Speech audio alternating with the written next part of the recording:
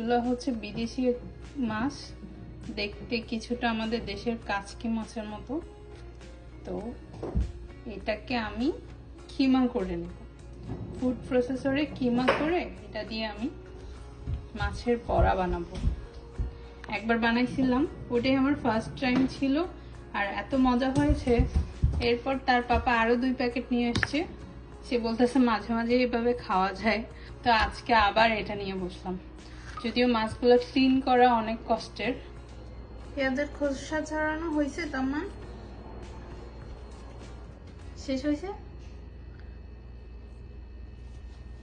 ওই ছাড় করতে হবে না, আর করতে হবে না বাবা, রেখে দাও রেখে দাও, এখন পেঁয়াজ রেখে দাও। হ্যাঁ হয়ে গেছে হয়ে গেছে, এটা পরিষ্কার হয়ে গেছে, আর লাগবে না। তার মানে কত কাজ করে তাই না, মামামকে পেঁয়াজ ছিলে দেয়। এখন হচ্ছে আমি ফুড প্রসেসরে এই মাছগুলা কিমা করে নিব। আর এই ফুড প্রসেসরটা আমার জন্য খুবই উপকারী একটা জিনিস। এটাতে আমি যে কোনো কিছু খুব সুন্দরভাবে পানি ছাড়া একদম সুন্দরভাবে ব্লেন্ড করে নিতে পারি। এটার মধ্যে আমি অনেক ধরনের ভর্তাও করে থাকি। আমার যে কোনো ভর্তা যদি করার থাকে আমি এটার মধ্যে করি, খুব ভালো হয় ভর্তা টর্তা, মানে পানি ছাড়া খুব সুন্দর মতো হয়ে যায়। তারপরে হচ্ছে পেঁয়াজের ডালটাও খুব সুন্দর মতো এটার মধ্যে আমি পানি ছাড়া ব্লেন্ড করে নেই। তো এটা আমার জন্য খুবই উপকারী একটা জিনিস। সসটা আমার মাছের কিমা রেডি। এখন এর মধ্যে আমি দিয়ে দিব পেঁয়াজ কুচি,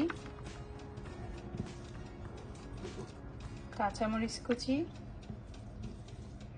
ধনেপাতা কুচি,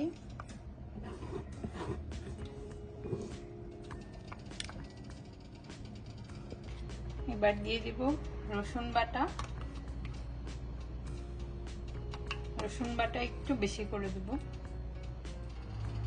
এবার আদা বাটা, সামান্য একটু আদা বাটা দিলাম। এবার দিব গুঁড়া মশলা, হলুদ গুঁড়ো, একটু জিরে গুঁড়ো সামান্য, আর একটু দিব গরম মশলার গুঁড়ো,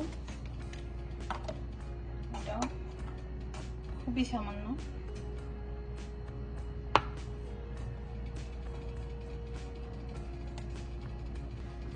এবার একটু ধনে গুঁড়ো সামান্য পরিমাণে।